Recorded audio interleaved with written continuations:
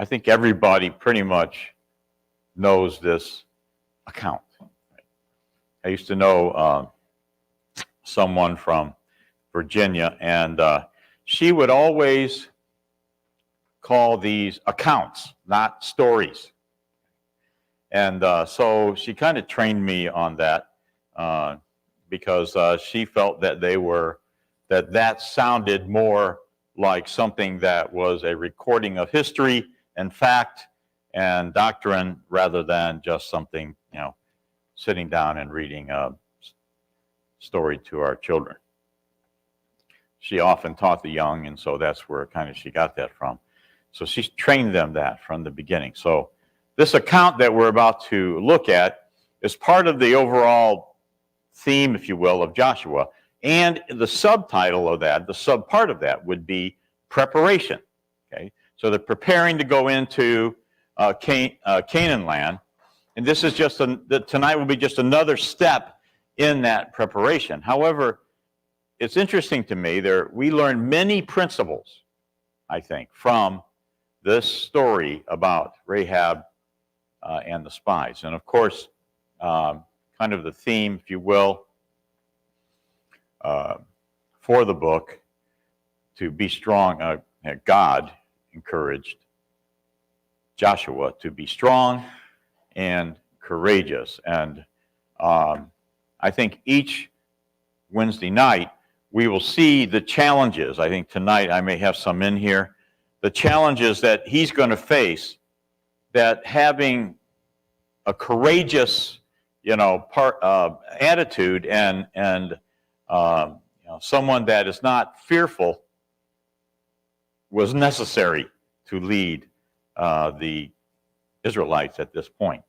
They will face challenges every day. Some brought by their own efforts, some by those that God has asked them to do and to take on. We talked last week for a little bit about, kind of laying out how these chapters, I think, kind of present the information that happened of the time. Tonight we're still going to be talking about entering. And tonight I think help, I think, would be a good, courage and help would be good, two good bullets, okay, for tonight. I think it's interesting to me, and we'll study a little more about it, but it's interesting to me that you have a person here who would not normally be someone that an Israelite would go and seek out for help. As a matter of fact, they wouldn't even really talk to someone of this vocation. But they do, and it saves them. Okay, it saves, kind of sets up the battle that the Lord will have with Jericho, and I think in the same process, Joshua and Israel is taught who to depend on. The most unlikely scenario plays out in chapter 2. And so we'll get to that in just a moment. Let's do this quick run through. I didn't get through this slide last Wednesday. And it's talking about Jericho being taken. And we're going to talk more about this, I think, next week, chapters 5 and 6, where they go into Jericho. And I kind of label it, God takes Jericho. Because really, when it comes right down to it, Israel as an army did very little except follow instructions, right? God gave them instructions to follow.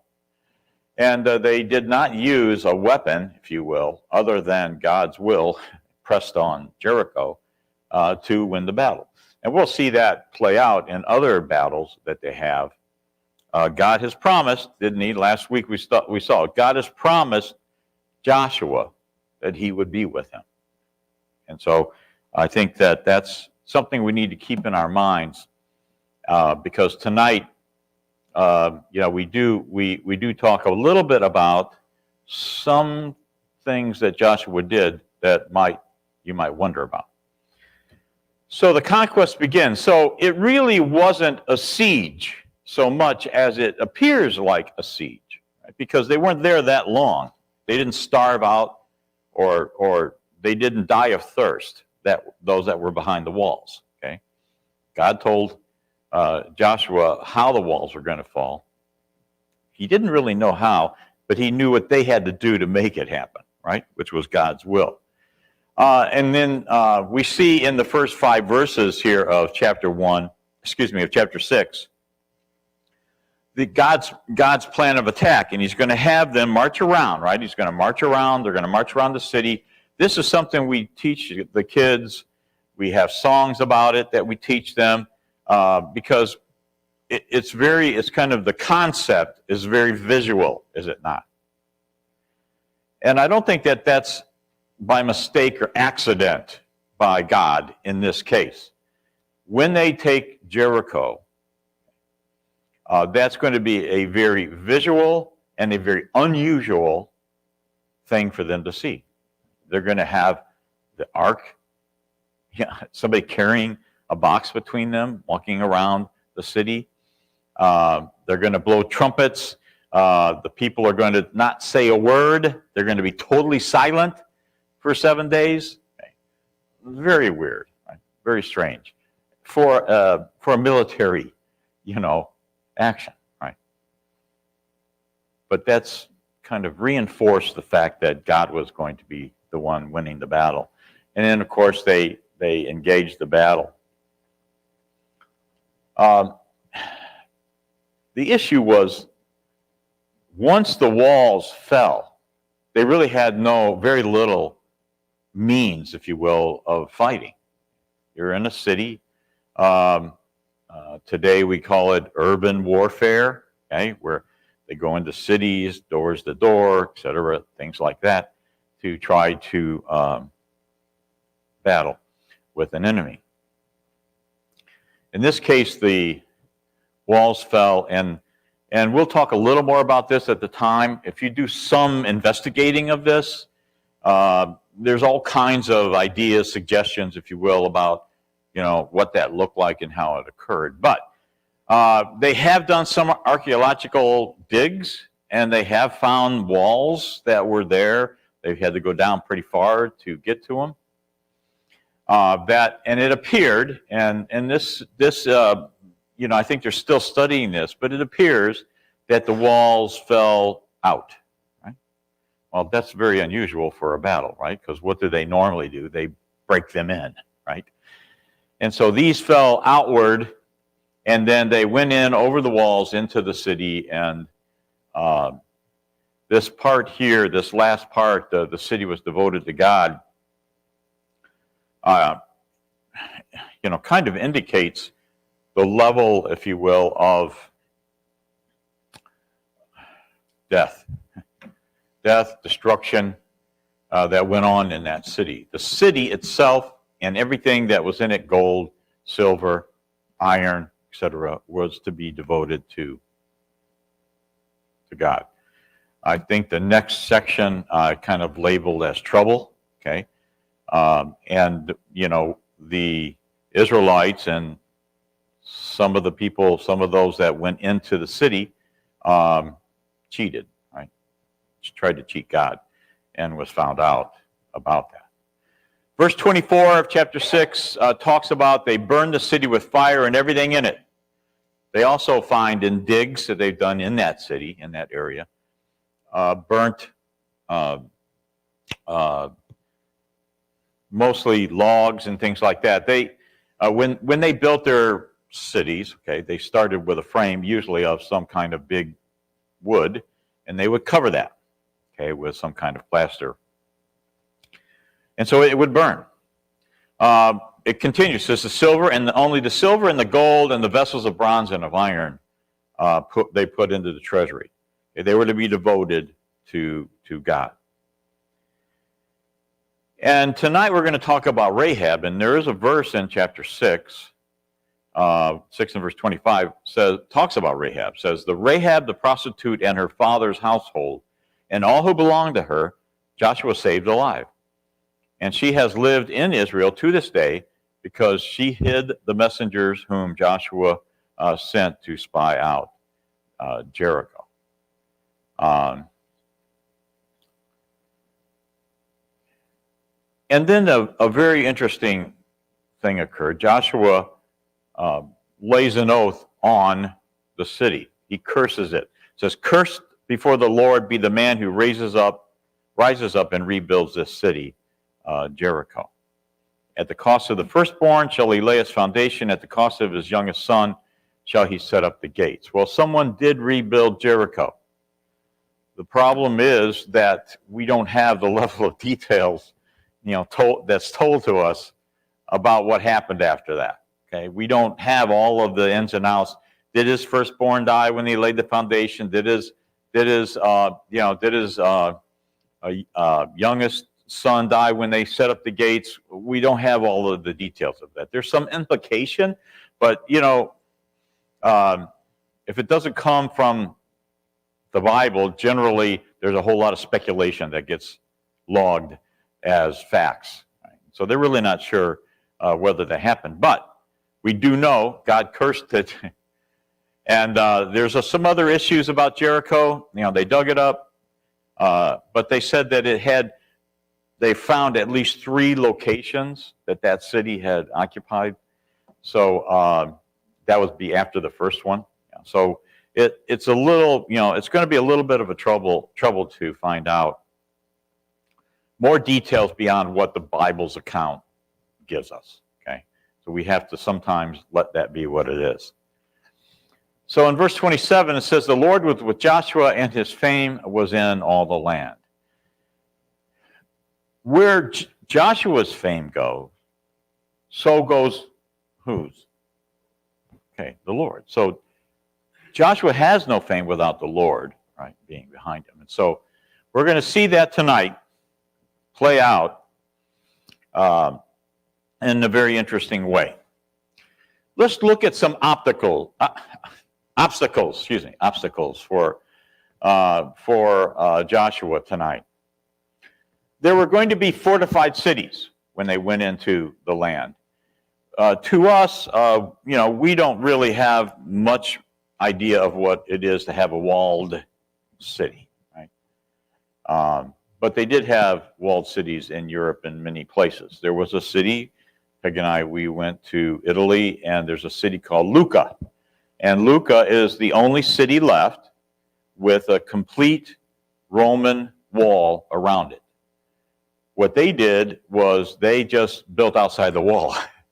Most of the other cities broke the wall open and it kind of sprawled out through that. So they built these for protection, and so on. But there's always a weakness in a fortified city. What is the weakness? You've got to have a door. The door is always the weakness, right? Always the weakness. But they did have some very unique ways of handling that. We won't get into all of the building and construction part of it, but they would make you go in and have to climb up to get into the city. So they would have these squeeze points and so on to keep you from being able just to, bring a lot of men into the city. So instead of doing that, God then laid the walls down and they went in over the walls. So humanly speaking, okay, so you're now, Joshua, you're the leader. You've taken over from Moses. That would not be an easy shoe to fill, right? I mean, Moses was basically as close to God's friend, if you will, on the earth as they would have. He says he talked to him like he would talk to anyone, right? God said that. Now Joshua comes in, right, and he has to take over for him. So there's a lot of maybe difficulties and tasks that confront Joshua. And one of them might be this, a fortified city, okay? And the fortified city, the first one that they attack is Jericho. And it's kind of difficult to see, all of how this wall is built. But the interesting part of it is that tonight's lesson is about someone who lives in the wall. A house is built at the wall, and it goes up 2 stories and goes up as high as the top of the wall, and that's kind of how they made use of a lot of the walls. It was cheaper. It was already there, right? Half the building was done already. Okay. All right. Now, can you see that a little better? So Jericho was this first city that they conquer. They march around it 7 days. Its walls fall as the priests blew the ram's horns and shouted at Joshua's command. So this is what they see. I mean, this is what Joshua and the Israelite army would see. Okay. And then there have been, as I said, some excavations that basically demonstrate the violence, the violent attack and all that went on in the city. And so they, you know how they do, they dig down layers and they find things and they try to identify them. If there's something that's burnt, okay, they can tell there was a fire. There's usually a layer for that. They find bronze, okay, weapons, okay. It says that the walls seem to have been thrown down by a sudden force, as if an earthquake. We don't know how God did it. It doesn't say that there was an earthquake, okay, but we know that the walls fell from some action that was done. And then it talks about the charred wood. Of course, when they went in, they burned the city, right? And that was what they were supposed to do. That's what, back in Deuteronomy, they were told, this is how you're going to take the land. But they didn't always follow those instructions fully, did they? We'll find, as we go through their conquering, if you will, of Canaan, we'll see some of that. And, of course, then they found some food supplies. And so some people have said that that did not happen and that they just waited them out and they died of hunger or thirst. And but they said they found, food supplies, stores, and stuff like that, stores of food in there, so they did not exhaust, their food while this happened, when they were attacked. So just another kind of way of thinking about this.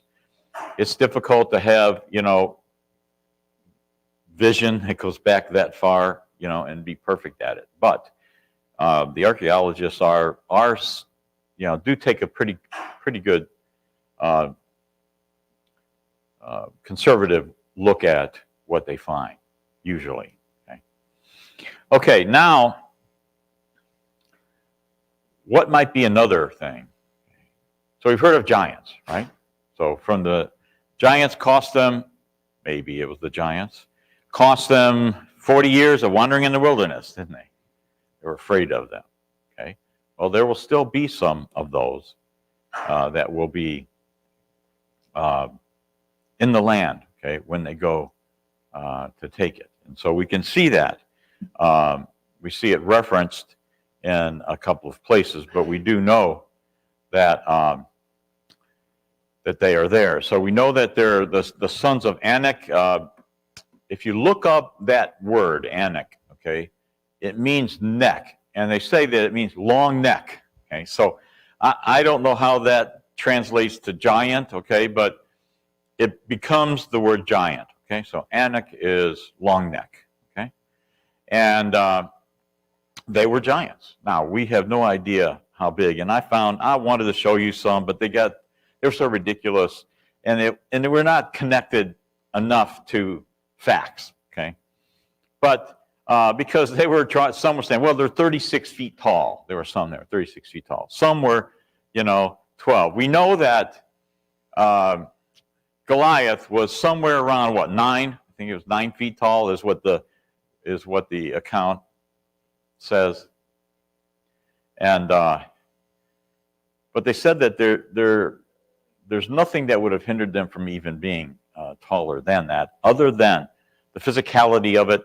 And I don't want to go too deep into that, but you have to have certain musculature involved to be able to hold and handle all the weight that would be involved in that. And so the proportioning and so on would have to be ridiculously large for some of the work. But And also it says they come from the Nephilim. I can't remember now what they said about the Nephilim. They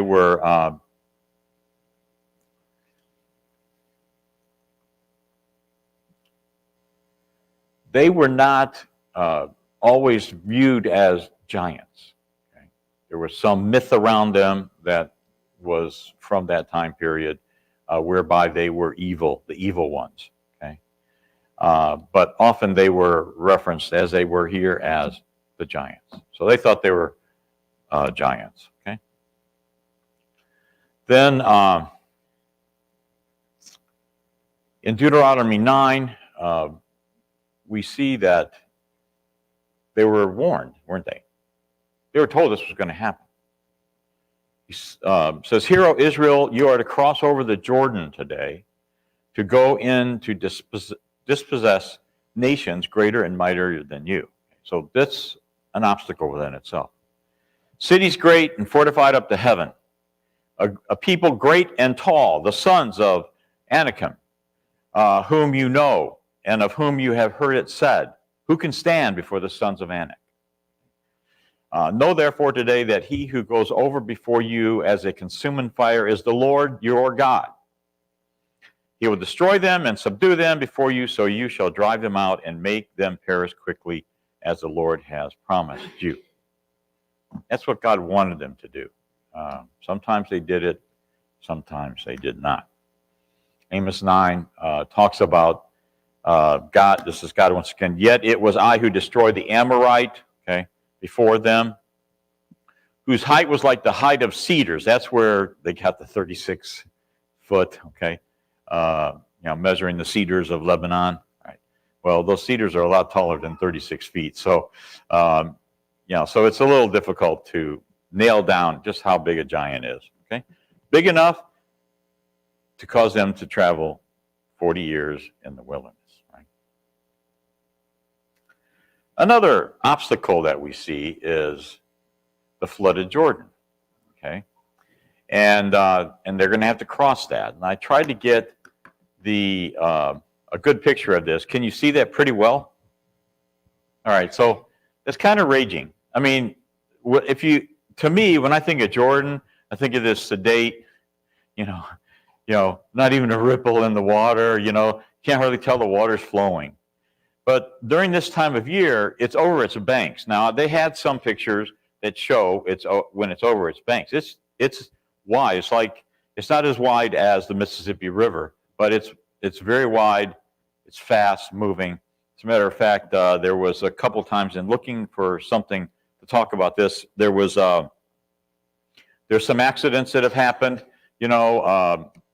Flash floods occur even here in the Jordan, and so some students were caught, and passed away because they were caught in the river. So this is going to be something that they have to find a way across, right? And we know that that's going to be yet another miracle, and God's going to have to intervene. And then the ungodly people that they're going to meet and they're going to fight in the land. They're very fierce people, and they have very fierce practices that are going to frighten them.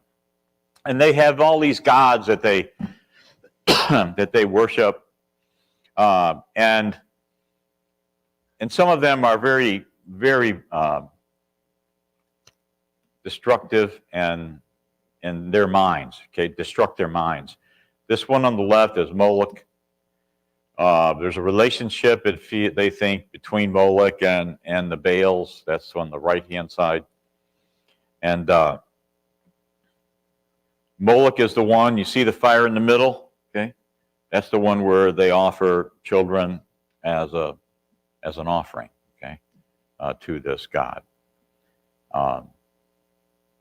Very, very bad people in this land.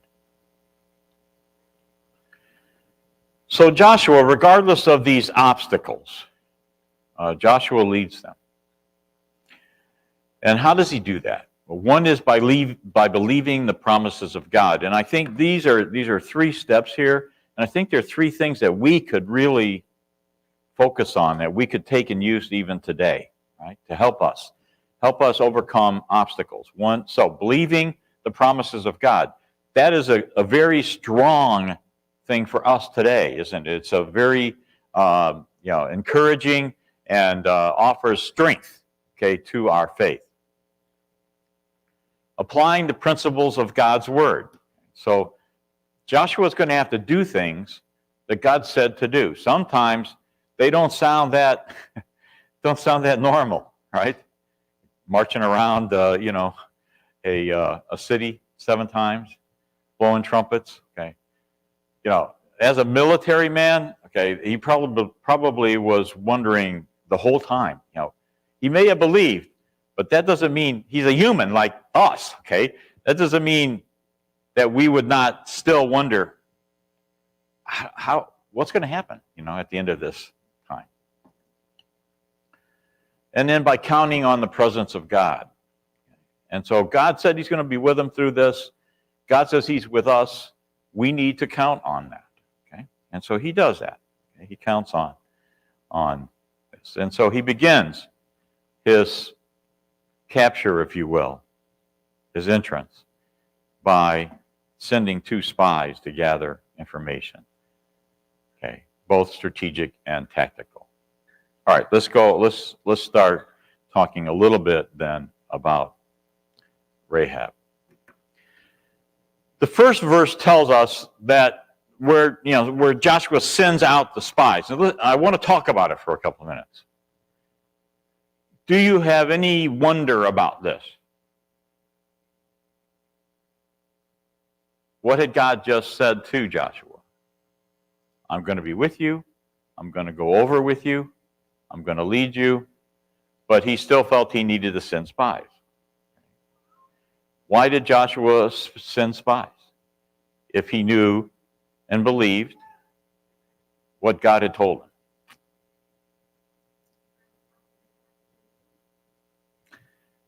It's the same lesson we learn ourselves today, isn't it? Baptism is the beginning of our journey, right? It's not the end of our journey. It's the beginning of our journey. And so if he was really trusting in the Lord, one might think, well, then why didn't he just sit down, wait till the day of, go over, and that was the end? Okay. Why did he send spies? Why didn't he just go ahead knowing God would somehow supply whatever he was going to do to me, okay, for me? That's a lesson for us today, too, is it not?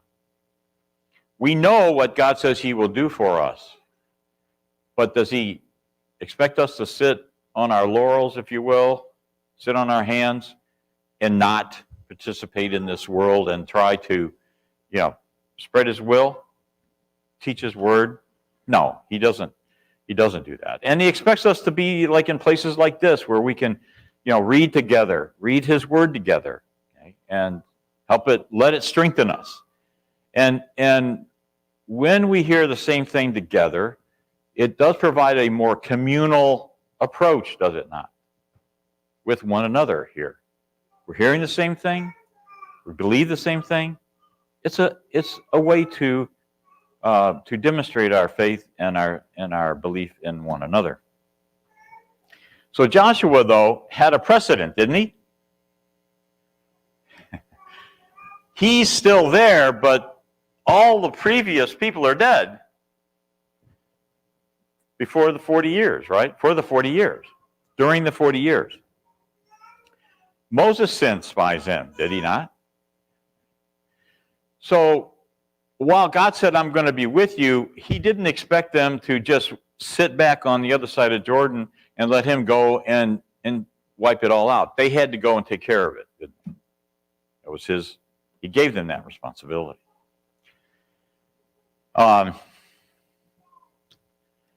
So faith in, let's say, the Lord's provision for us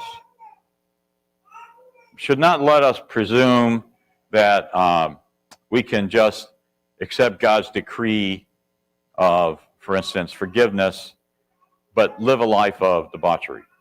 Right? We have work to do, we have things to do, we have ways of life to live. I don't know if that fully answers that question, but it does for me. So if you have more that you want to add, but please do that. Please do so. But I do think that there is a principle here, and it's one that he learned from Moses, did he not? That he had something to do to make this happen. Yes, God would be with him. And when God wasn't with him, they were not victorious, right?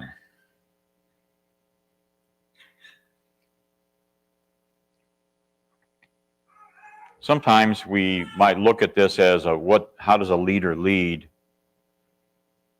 In one way, this might have been a leadership move, right? Because people often need to see and need to have something to do and just have results from what they do. And maybe that was what we see here. This is the second part of that verse. And they went and they came into the house of a prostitute whose name was Rahab, and he lodged there. I was a little surprised to find Rahab is mentioned 8 times in Scripture. We have 1, 2, 3, 4, 5 here in Joshua. Okay.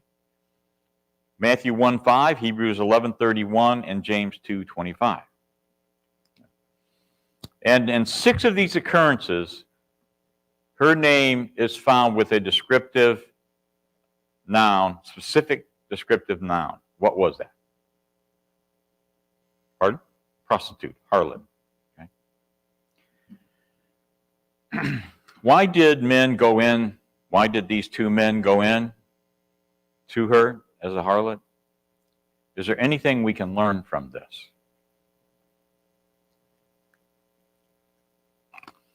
Many people, this causes a lot of problem for many people, because so much so that they want to change the account. They try to make her an innkeeper, right, rather than a harlot. But that's not the word that's there. Now, I will say that in their culture, innkeeper and harlot was sometimes used synonymously. Okay, and you can see that in Josephus. But in this case, I think that's not what this was. Okay, so let's talk about that for a minute.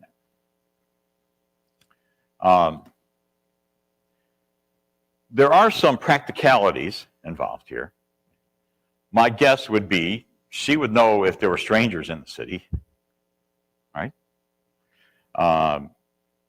They think that where her room was built, her house was built, it would be not far from the gate, okay, entrance, because they would not want to go too far into the city, okay, to visit such a place as that. And so she would be able to see strangers that might come through, and maybe be able to talk to them, find out where they're from. Now, this is supposition, okay? We're just trying to figure out how does this happen, okay? In this walled city, okay? They went in through the gate, and they ended up talking to the prostitute. Some say it was providence. Some say God led them to her, because when they do talk to her, they find out that what has happened, what has preceded them, has convinced her, has convicted her, and she believes in God, okay, in the one God, okay, at this point. That's always, I think, something to consider, if you will, even today. Yes. Well, see, now you just totally jumped all the way down to where I was going. But thank you.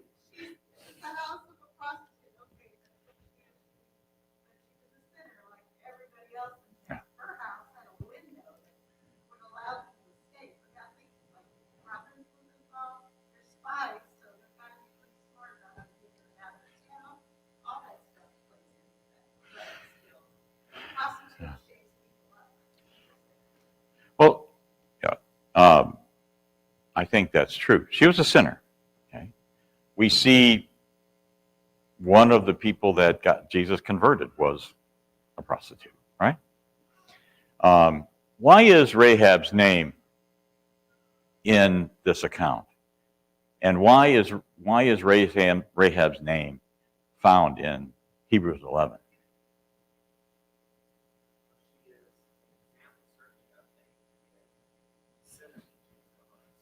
Yes. And she is in the lineage of Christ, of David and Christ. And so I think a lesson, and sometimes when we're studying the Old Testament, sometimes it's good to try our best to bring it forward, right, to today. So we're told that God is not a respecter of persons. Right? And I think this is an image of that. Even she could find belief in her heart. It seemed, okay, we'll go on a little bit here. I'll be always catching up from the previous week. So this is an interesting addition to the problem, okay, of her being a harlot. The king somehow finds out. Maybe they see these guys come in through the gate. I don't know. They do close the gate at night. So they see them come through somehow, and the king finds out. And so he goes to her house, and he asks her to bring out the men who have come to you, and those who have entered your house, etc. He knew that they had come to search out the land. I mean, it just is common sense, right? I mean, when you hear two Israelites, come in to your town, and your enemies, okay, that, hey, they're not here, to sell wares, right? They didn't bring flowers with them. So these verses kind of indicate that the whole city had been on alert, right? And the spies were recognized. They were seen going into the home of Rahab. And the fact the king did not tear down the door and storm the house may have just been because there was some still taboo, if you will, for just invading someone else's home. Okay.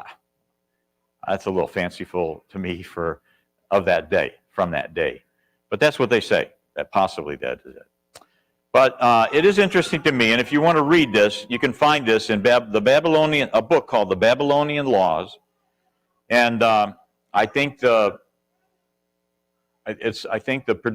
publisher is Oxford, and Clarendon is the name of the person. But this is what one of their laws says: if felons, which these two would be felons, right, that came into the city, banded together in an alewife's (parentheses, prostitute or innkeeper) house, and she does not hail them to the palace, okay, that alewife shall be put to death. So she's doing this at risk of death by her king, right? And doing this. And I think it's important for us to remember this is a time of war. Right? This is an event of wartime. And they knew the Israelites were out there on the other side of Jordan. Okay, they were waiting for them to come in.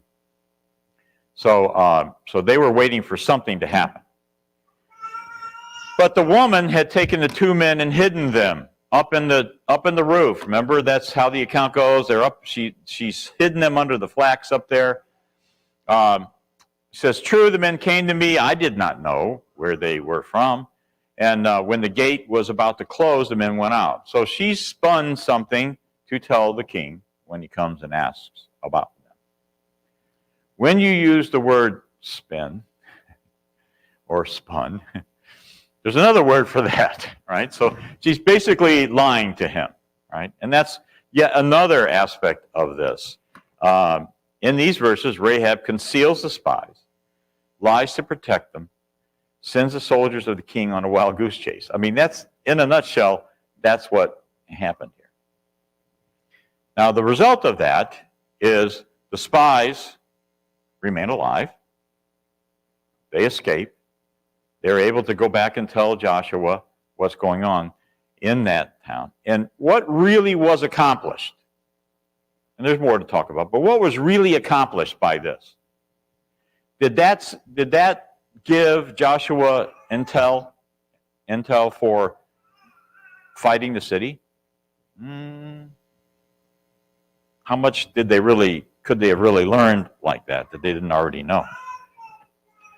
And what really came from it, though, was Rahab was saved.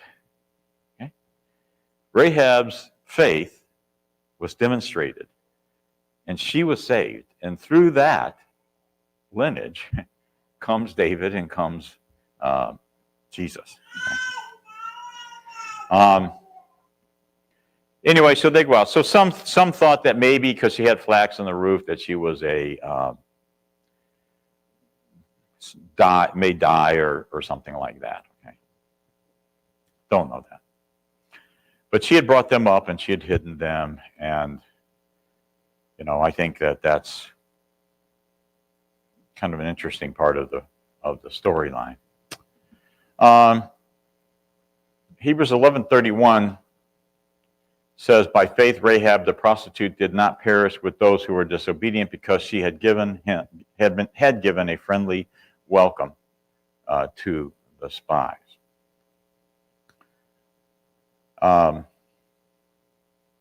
James 2:25, "And in the same way was not also Rahab the prostitute justified by works when she received the messengers and sent them out by another way?" Isn't it interesting, the principle that's being laid out here?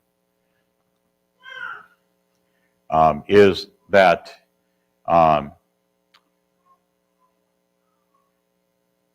we have an opportunity to do what's right in God's eyes, and the result of that comes safety. Okay? And we see that happening here for Rahab. James 2 is interesting. James is, of course, faith without works is dead. Is his principal, thrust. And so we see here that her actions, which were a result of her faith, is what saved her. Okay, we're done here. But in the 6th chapter, we find, though, only Rahab the prostitute and all who are with her in her house shall live, because she hid the messengers. So in the end, when it's all said and done, the walls fall, they go in, burn, they slay everyone that's in the city. Her family was reserved. And there's a little more I want to talk about next week on this, because it'll kind of tie into them entering the city. Okay? Thank you.